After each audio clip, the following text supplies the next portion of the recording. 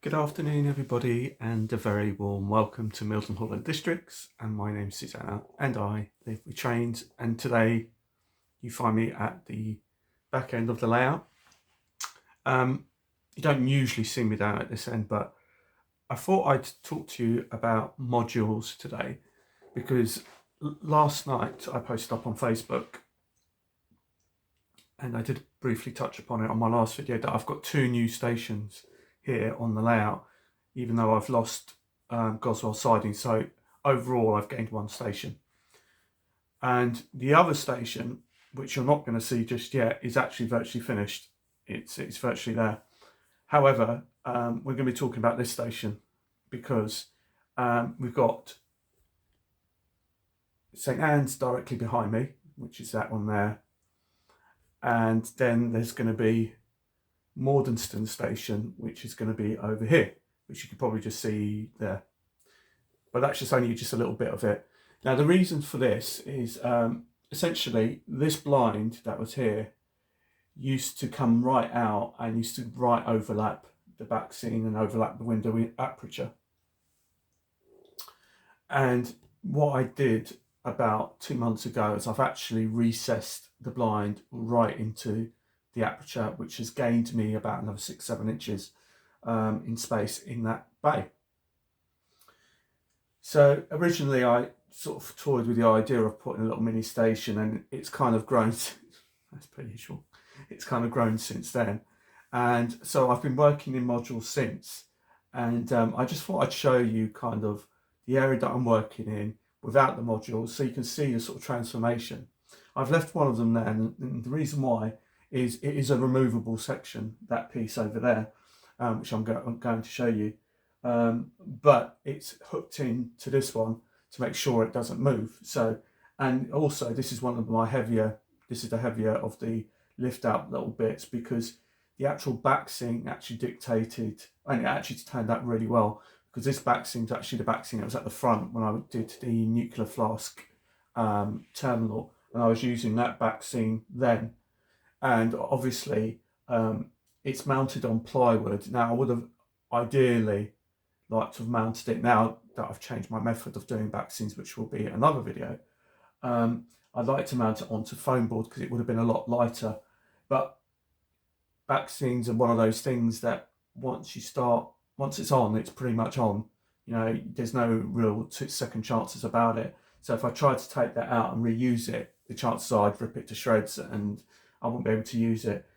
So as it turned out, it was slightly bigger than the aperture, so I could cut it down to fit it, and I could reuse the back seam. And as it turned out, I'm really pleased with it, and that kind of dictated how the seam's going to go around here. Now, what I want to talk to you about with modules is the thing is with modules is that there's things to bear in mind. Is when you're working with modules, it's a lot easier than if you just try and tackle it as a whole, and you can just work on bits and pieces and then take them to the layout and then plant them in and bed them in, and it's a lot easier. And I'm going to show you the difference, because what you're going to see is without the modules, and you're going to think that, well, what goes here, and then when I show you the modules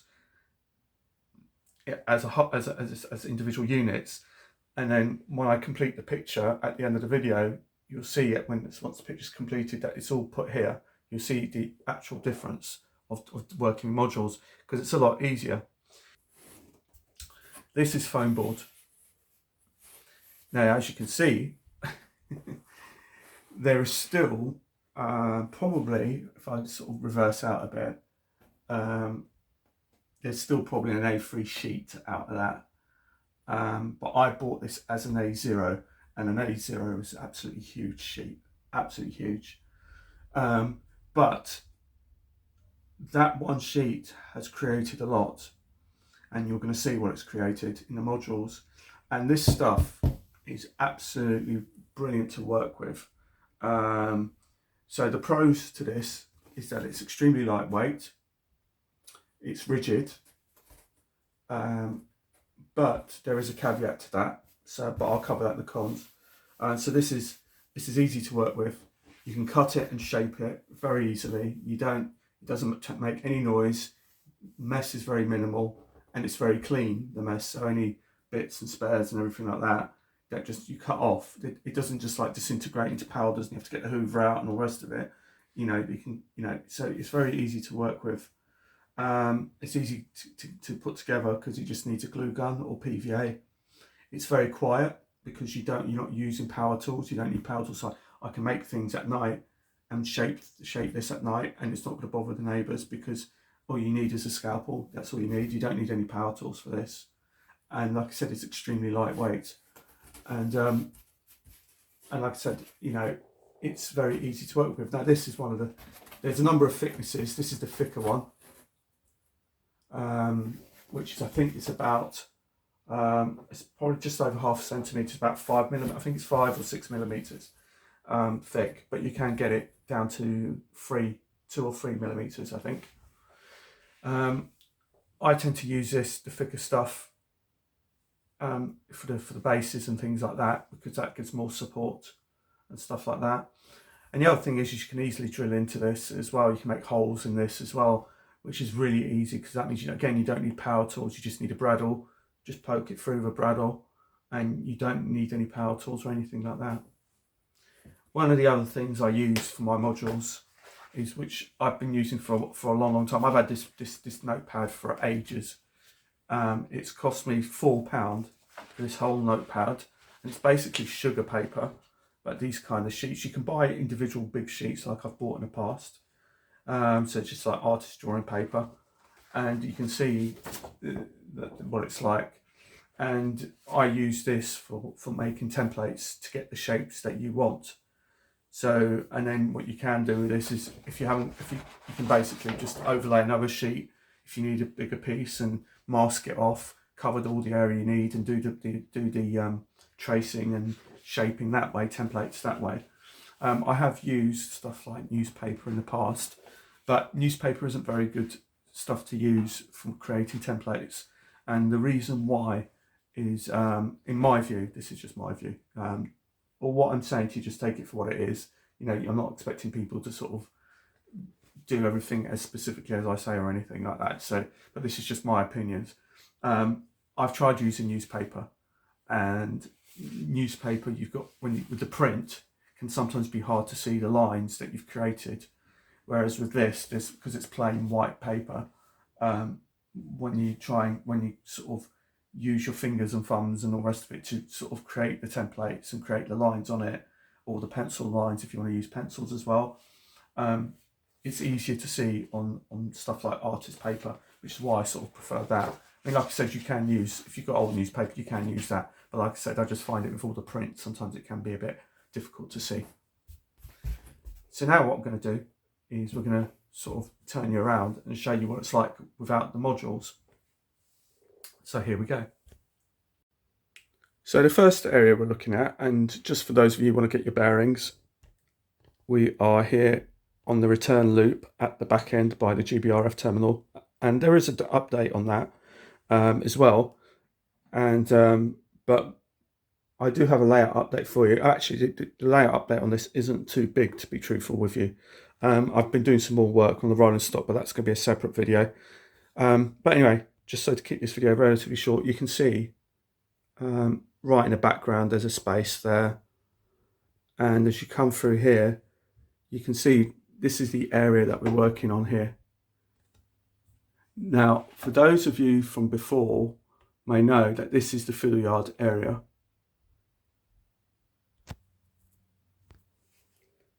So I've now taken you off the tripod because it's probably a bit easier. So this is what used to be the sort of fiddle yard area that came out to here. Now, because of what I've done with a new station here, it means my fiddle yard is now compromised, but I'm okay with that. The reason being is just that I just don't have enough space to store everything in any case, even without doing these changes. So I've just decided to make these changes anyway. And I've had to relay the fiddle yards to accommodate this as well. So this side is pretty much the same as before, and it goes around this corner, and as you can see, I've ballasted it all the way around to this point here that you can't see, and there's a reason for that. We'll show you that afterwards. And I've actually relayed this whole fiddle yard on about 2 or 3 times now to try and get this to work in the right way.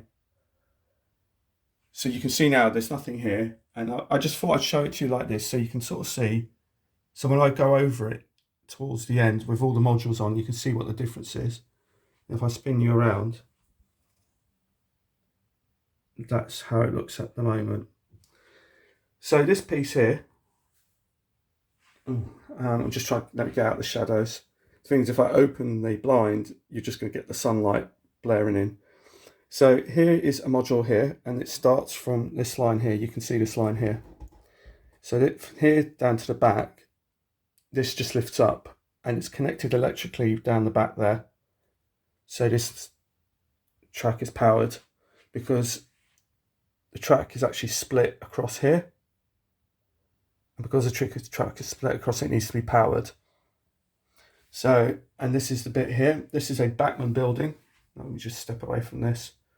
I got this one brand new. Again, this is, like I said, these buildings are getting more and more expensive, but I managed to pick some up really, really cheaply. I've got two of these ones. This one I picked up actually today from Kerno Models in Guildford.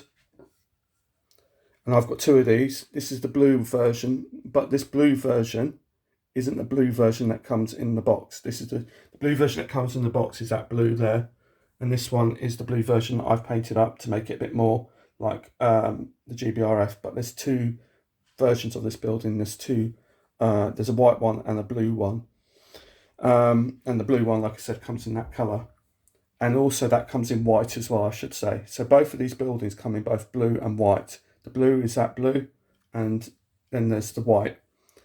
Now, Kerno are doing a sale at the moment, which is like about a half price sale. So I got this.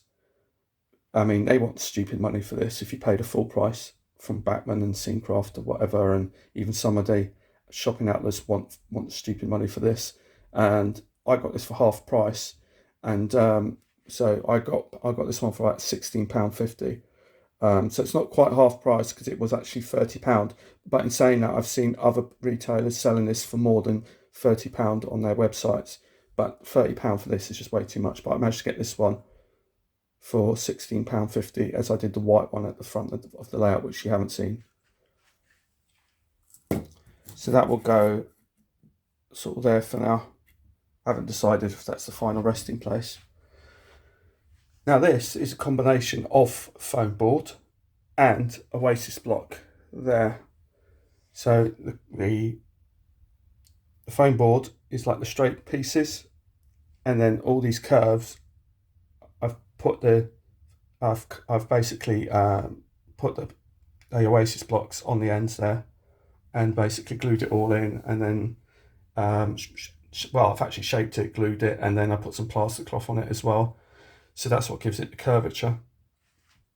But like I said, this is what it looks like without any modules whatsoever. So you now find me at the front, and on the floor you see that there's 3 modules there that I have already pre-made. I'll talk to you about it, but I'm not going to show you how to do it because basically it's already done. But it's not something that I haven't explained before. Like I said in the previous clip, all you have to do is use a sugar paper to cut out the templates that you need, then transfer it either onto your card or onto the foam board, and then you just use a blade to cut out the shapes you need. But we will have a look at them in closer detail in a moment. Here in front of you is another 2 modules that I've made, and some of these were off the cuff, and so this one here was totally off the cuff.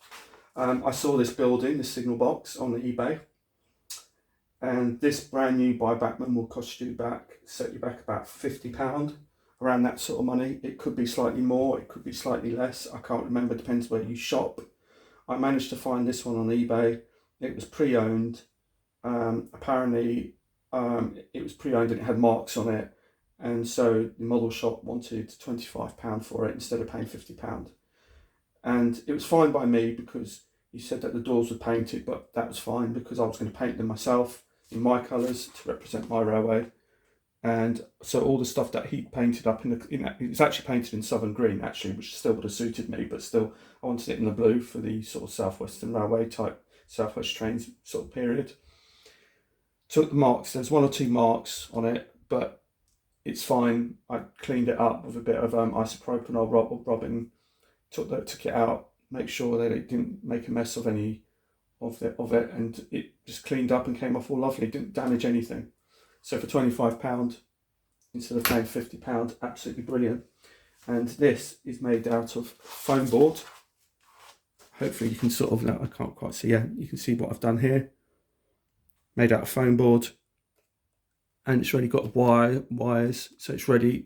There is lighting in it, there is detail in it, so all it needs to be is stuck on the layout, wired in. The back piece is just made out of card, as you can sort of see. Doesn't look pretty at the back, but you're not looking at the back. And then after, there's brick paper, which I've used in order to complete the look, and some ballast bags, and other bits and pieces, create a bit of detail.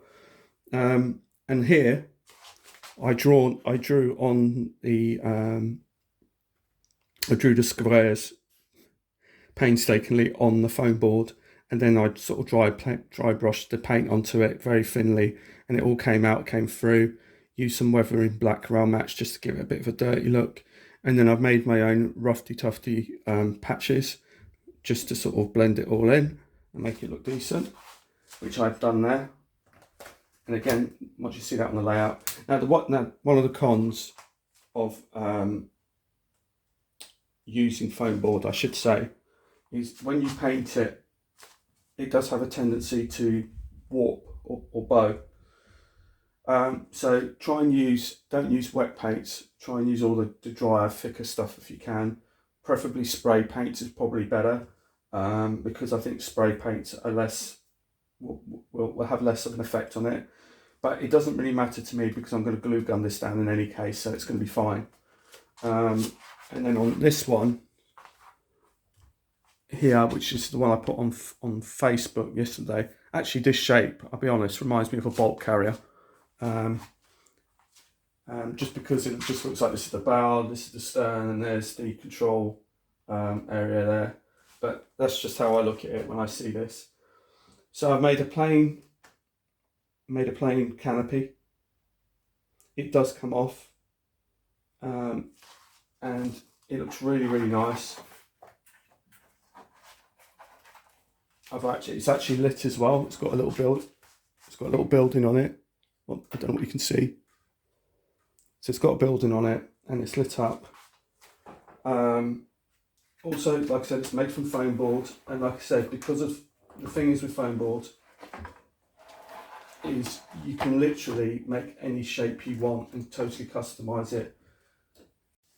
So we're now going to look at the other two because they're a little bit more easier to deal with. So we can have a little bit more look in closer detail of how it's actually formed. So as you can see, here it's just one of the little modules,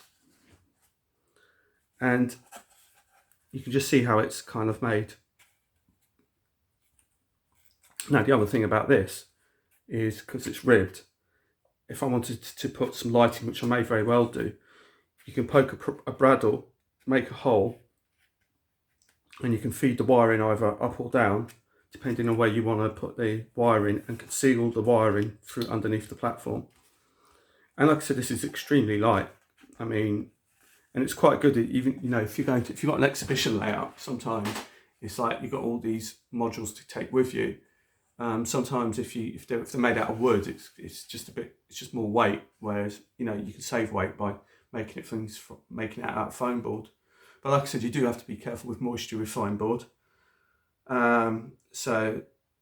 I haven't had any issues with it on this one with the painting. Like I said, it's got the dark grey paint, it's got the yellow line on it. The white edging is made out of that paper, sugar paper. I just cut strips off of that, and that's kind of made the same out of that. And then there's this piece here, and this is the curved piece. Like, so I haven't actually finished it. Now the last piece to show you is this piece, and this is a bit of a big one. It's about 3 foot that way and about another 3 foot that way, and then obviously it's notched out, as you can see, and carved out. It's all made out of foam board. It's very, very light. I mean, I can pick this up one-handed. Oh, there you go. And if I turn it around, you'll be able to see how it's made.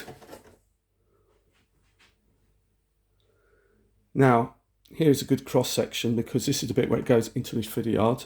So you've got the 3 tracks that go through there, and then you've got this section here, which is the hidden sidings, and the train will hide in this box section down here up to that point. You can see where the foam board has been put together and framed and strengthened, and I've added additional pieces for areas that need to be strengthened. And like I said, and then this bit is all made out of card, and it's all tabbed and spliced. There's some splices in there as well to extend the card out, and it's all made out of foam board and card, and it's all very sturdy. It's not going anywhere. And then on the top, I can use this as a bit of a road scene, which is what I'm thinking I'm going to be doing. There's the platform there that curves round, and there's the entrances. So how does this all going to fit into the layout? Well, let's find out. I'm going to start bringing all the stuff over, and then we're going to start plonking it all on, and then you can see how it's going to look. So I'm going to leave you with this camera angle for the moment, just so I can show you just exactly how things work. Okay, here we go. Now, don't worry if you can't see anything as good right now, but I'll take a zoom in once everything's been put back. But we're going to start off with a big piece.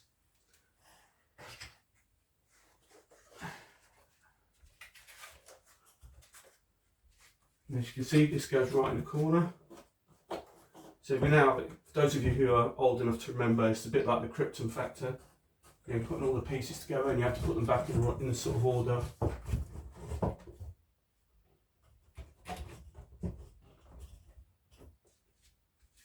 And then we go with, like I said, hopefully you can see me all right doing this. So now I've got the corner piece, and that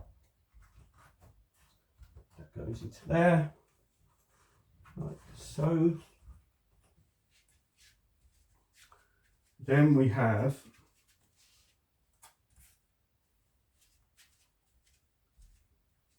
this piece, and that piece sits just here, like so. And hopefully,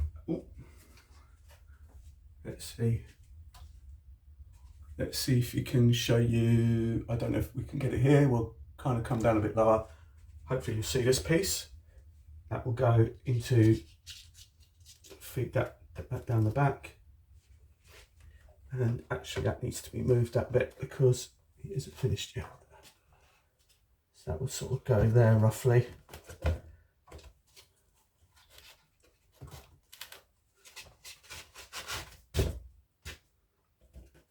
That will go there. And then we've got the last piece here.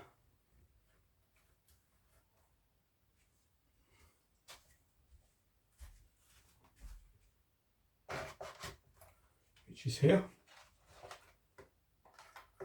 I'm just going to shove the electrics down the back, because that's where it needs to go.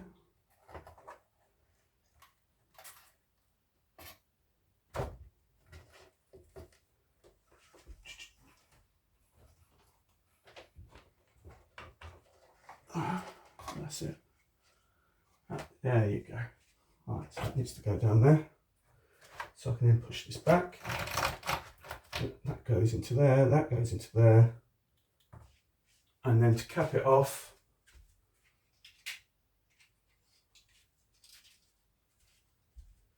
we have our bridge.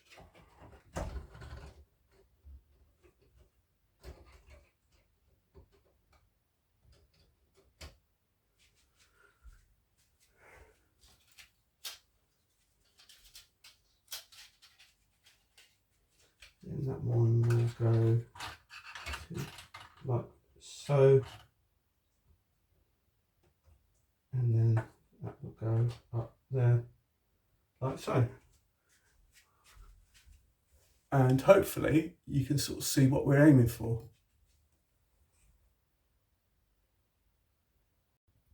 So let's take a closer look down the line and see how things have panned out with all these modules now in place and how they sort of fit together. That goes in there like so. And if I spin you around so you can see it down the line, there you go, there's down the line. And as we move up, you see how it all kind of starts coming together. So the idea is there's an underpass there, which then meets that underpass there. And then you've got the footbridge that will come across and link these two together. And then you come down the line. And now those two lines underneath that are hidden, you can't see anymore. You've got space up the top for a road scene or a back scene or some sort of low relief buildings or something like that. That takes it round the corner. And then this is inspired by Tonbridge Station. So this entrance is inspired by Tonbridge because Tonbridge Station, I saw a video of it, and it's got these kind of tunnel portals, but I think it's more of a bridge. But the idea of it is I wanted it to obscure the Fiddler Yard more now than what it would have done if I just had one big arch, and so one big span. I'm still going to try and disguise it even more. I haven't finished with this by any stretch of the imagination, but you can see what I'm going for. And then from the back, you can see that it's just ballasted just enough further past. So I'm going to obscure this even more. So I'm going to put a back scene on the back here like that. I'm going to obscure the entrances a bit more so it's darker. And then you can see that it's all ballasted, all weathered, ready to go. And this is all just modules that have just been put together. So it can all be lifted up as easily as I've put it down. And I think now I'm looking at this, I'm not sure if this bridge is going to stay, because it might stay, it might not. But I'm thinking that I might even end up putting a canopy to match this canopy on this side, stop it like there, because that acts like a buffer stop to stop this edge here from sliding off.